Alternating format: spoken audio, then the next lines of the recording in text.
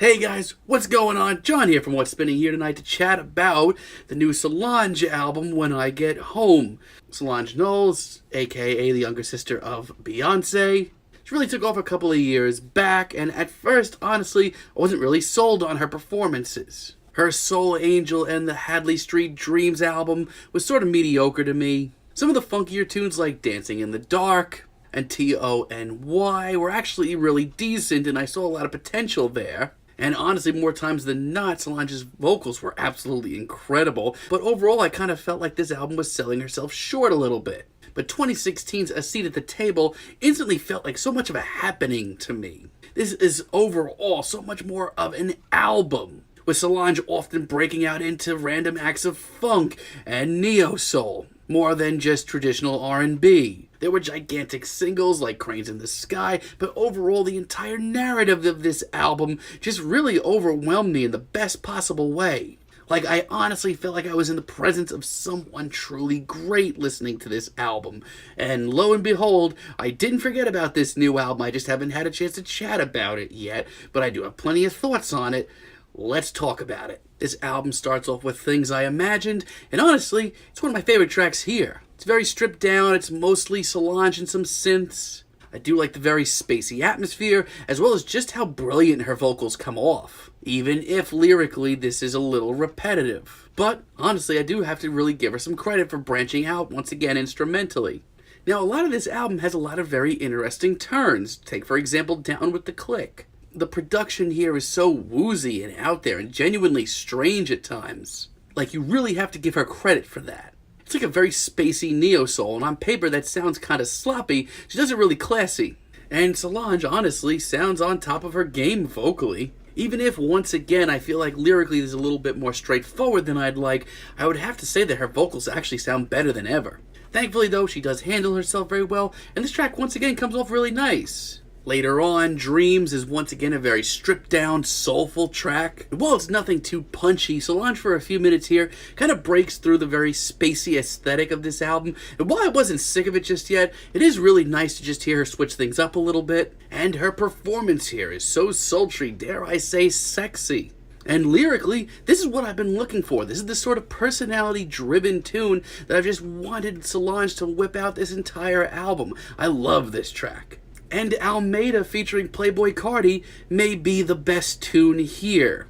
I do like the more hip-hop direction this track goes, even if it is subtle, even though it's not so much subtlety as far as the production goes.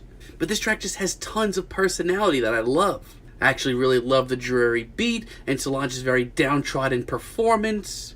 It's something genuinely different for this album. And while Playboi Carti's feature isn't exactly the most prominent thing here, as a matter of fact, I would have loved to hear more of him, it's really not that bad either.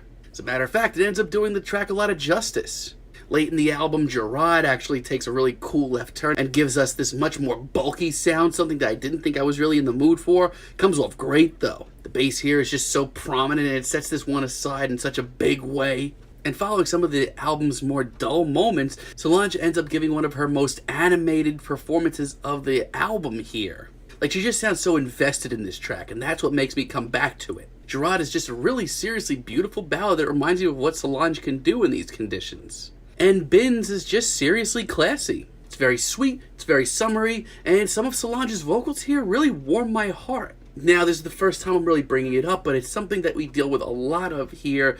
This track is very short. As a matter of fact, a lot of these tracks are very short. And some of them, as a matter of fact, a lot of them come off a little incomplete. But here, Bins just kind of sounds like it needs to be short. Like, at the end of it, it feels very complete. The funky licks, Solange's very sweet performance, the great production, everything here just clicks. But sadly, this is like track 14, and while there has been a lot of great tracks so far, as an album, I really feel like it's only getting started. As a matter of fact, there are a bunch of tracks here that I just feel like Solange sort of wrote very quickly. Take, for example, Way to Show. Now, in this case, and a lot of these other cases where some of these tracks aren't as compelling, at least instrumentally, they're pretty interesting. Here there are elements of funk and soul on display, but in these cases I just feel like Solange isn't giving it her all. Like, it might just be me, but I feel like her vocal performances here aren't nearly as compelling. Like, she obviously has an amazing voice, but I feel like A Seat on the Table really put me on notice. Like, this track just comes off a little amateurish to me. Not to mention, I feel like I have to be way too patient with this track, and I don't really like that. Stay Flow actually might be my least favorite track here. Like, at the point that I heard this track, I was absolutely begging for a little bit of a switch up. I don't get that here. Obviously, Solange can really pull off this spacey vibe pretty well, but so many of these tracks, back to back, it's really just hard to swallow at the end of the day. Like, this track barely even has a tune to it. It's just so flimsy, and I feel like she could do so much more. Sadly, Time Is featuring Sampha really isn't that good either, and I was really looking forward to hearing this track. Like, we're halfway through the album. Why do I need another spacey, dreary ballad? This one isn't nearly as impressive or interesting either. As a matter of fact here, Solange just sounds bored, so does Sampha. Sadly, I'm struggling to even keep my eyes open listening to this one. Like, thankfully, I get a little bit of a beat switch up in the last minute, but if it wasn't for that, this track would be a wasteland. And My Skin, My Logo, another track that I was really looking forward to, really isn't that decent either. Once again, this track is so damn repetitive. Borderline a waste of my time. I don't really mind the soulful, funky instrumental. I think that's pretty good. But I honestly don't know on what planet Solange thinks that this goes toe-to-toe with any track on her last album. Even Gucci Mane's ad-libs here, which I was looking forward to because I don't mind Gucci Mane. Like, this is not necessary. Even from a statement standpoint, like, she has said so much more coherently in the past, and so easily too. And there are a lot of interludes on this album, and I'm grouping them all together because my thoughts on all of them are exactly the same. Most of them have really cool production. As a matter of fact, most of them have really great ideas, so much so that half of these 22-second interludes, I'm like thinking to myself, yeah, that's actually pretty cool. I want to hear more of that. But no, it's just to bring in like slight themes that Solange just wanted to put at the end of a track that honestly would have been a lot better if she tied them on to one of these tracks. Most of them aren't that bad. They don't take away anything from the album, but they don't add anything either. What's the point? Late in the album, Beltway, once again, boring. Like, I can't completely knock this track. Her performance here is absolutely heart-wrenching and beautiful. There are some great ideas here. The production is great. But overall, I just feel like this is unfocused. This is just a shell of one of the tracks that she would have wrote a few years ago on A Seat at the Table. But I will say this, Sound of Rain, late in the album, may be the best track here. As a matter of fact, this is a fantastic sound for Solange.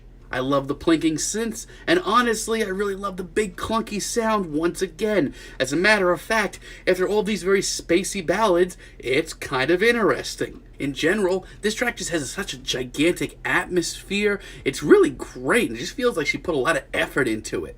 And because this track has such a great atmosphere to it, I feel like Solange's ideas just come off so much more coherent. Like, this is genuinely a quirky and experimental tune. I wish we got more of these here. Not to mention, outside of all that, it is genuinely gorgeous.